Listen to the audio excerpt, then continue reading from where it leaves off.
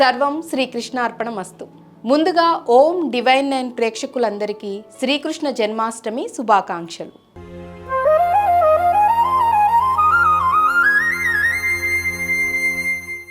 శ్రీకృష్ణ జన్మాష్టమి హిందూ సాంప్రదాయంలో అత్యంత ముఖ్యమైన పండుగల్లో ఒకటి. ఈరోజు శ్రీ మహావిష్ణువు యొక్క 8వ అవతారమైన శ్రీకృష్ణుని జన్మదినాన్ని జరుపుకుంటాం.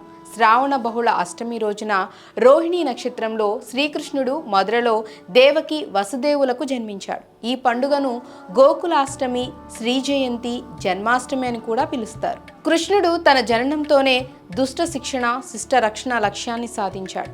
ఆయన లీలలు, భగవద్గీత ద్వారా ఇచ్చిన జ్ఞానం మరియు గోపికలతో ఆయన చిలిపి చేష్టలు ప్రతి ఒక్కరి హృదయంలో స్థానం సంపాదించాయి. ఈరోజు శ్రీకృష్ణుని ఆరాధించడం ద్వారా సర్వ పాపాల నుండి విముక్తి, శాంతి, సమృద్ధి లభిస్తాయని నమ్ముతారు. శ్రీకృష్ణుని జనన కథ అద్భుతమైనది, భక్తిభావంతో నిండినది. ద్వాపర యుగంలో మధురలో ఉగ్రసేనుడు అనే రాజు ఉండేవాడు. ఆయన కుమారుడు కంసుడు తన తండ్రి రాజ్యాన్ని ఆక్రమించి రాజుగా అయ్యాడు. కంసునికి దేవకి అనే సోదరి ఉంది. ఆమె వసుదేవుడితో వివాహం నిశ్చయమైంది.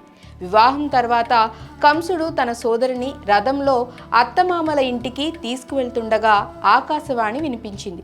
ఓ కంస, నీ సోదరి దేవకి గర్భం నుంచి పుట్టే 8వ బిడ్డ నిన్ను సంహరిస్తాడు.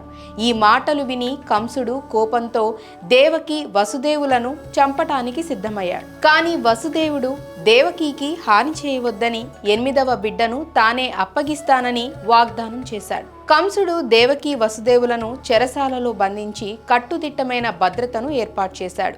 దేవకికి పుట్టిన 7 సంతానాన్ని కంసుడు దారుణంగా చంపాడు.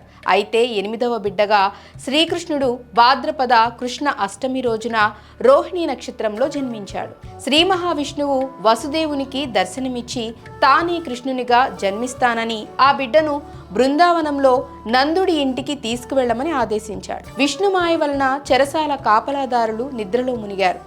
గొలుసులు తెరుచుకున్నాయి.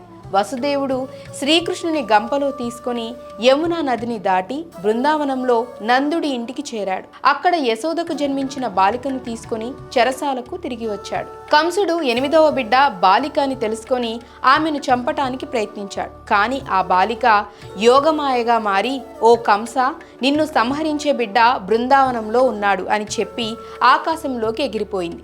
ఇలా శ్రీకృష్ణుని జననం జరిగింది. ఇక కృష్ణాష్టమి పూజా విధానం చూద్దాం. శ్రీకృష్ణ జన్మాష్టమి పూజను శ్రద్ధగా, భక్తితో చేయటం వలన శ్రీకృష్ణుని ఆశీస్సులు లభిస్తాయి. ఈ పూజను మధ్యాహ్నం 12 గంటలకు లేదా అర్ధరాత్రి వేళలో చేయవచ్చు. ఎందుకంటే కృష్ణుడు అర్ధరాత్రి జన్మించాడు. అలాగే జన్మాష్టమి రోజున ఉపవాసం ఉండటం ఆనవాయితీ. ఉపవాసం సాత్విక జీవనాన్ని ప్రోత్సహిస్తుంది. అష్టమి రోజు ఉపవాసం చేసి నవమి రోజు ఉదయం పారణతో విరమించండి. రాత్రి జాగరణ చేస్తూ కృష్ణ భజనలు, భాగవతం, భగవద్గీత పఠనం చేయండి. శ్రీకృష్ణాష్టకం ఈ పవిత్ర రోజున పఠించడం వలన భక్తులకు సర్వ పాపాల నుండి విముక్తి లభిస్తుంది. జన్మాష్టమి రోజున కృష్ణ భజనలు పాడటం ఆనందాన్ని, శాంతిని ఇస్తుంది. భజమన రాధే గోవింద గోవింద గోపాల, కృష్ణ మురారి శ్రీహరి గోవింద గోపాల. ఈ భజనను రాత్రి జాగరణ సమయంలో పాడండి. మీరు కూడా మీ ఇంట్లో కృష్ణ భజనలు, కీర్తనలు పాడి ఆధ్యాత్మిక వాతావరణాన్ని సృష్టించండి. కృష్ణాష్టమి రోజున బాలకృష్ణుని చిలిపి చేష్టలను స్మరించుకుంటూ ఉట్టి కొట్టే సాంప్రదాయం ఉంది. ఈ ఉట్టిలో పాలు, పెరుగు, వెన్న, అటుకులు, పళ్ళు ఉంచి గోపబాలురు దీన్ని కొడతారు. ఈ ఆట ఆనందాన్ని, భక్తిని పెంపొందిస్తుంది. శ్రీకృష్ణ జన్మాష్టమి ఒక ఆధ్యాత్మిక పండుగ. ఇది మనలో భక్తిని, శాంతిని నింపుతుంది. ఈ రోజున కృష్ణుణ్ణి స్మరించటం, ఆయన లీలలను తలుచుకోవటం, పూజ చేయటం ద్వారా మన జీవితంలో సుఖం, సంతోషం పొందవచ్చు. మీరు ఈ జన్మాష్టమి ఎలా జరుపుకోబోతున్నారు? కామెంట్స్లో మాతో షేర్ చేసుకోండి. ఈ వీడియో మీకు నచ్చినట్లయితే లైక్ చేయండి, మీ స్నేహితులతో షేర్ చేయండి మరియు మా ఛానల్ను సబ్స్క్రైబ్ చేయండి. మరిన్ని భక్తి వీడియోల కోసం బెల్ ఐకాన్ని క్లిక్ చేయండి. శ్రీకృష్ణుని ఆశీస్సులతో మీకు సర్వం శుభం కలగాలని కోరుకుంటూ జై శ్రీకృష్ణ.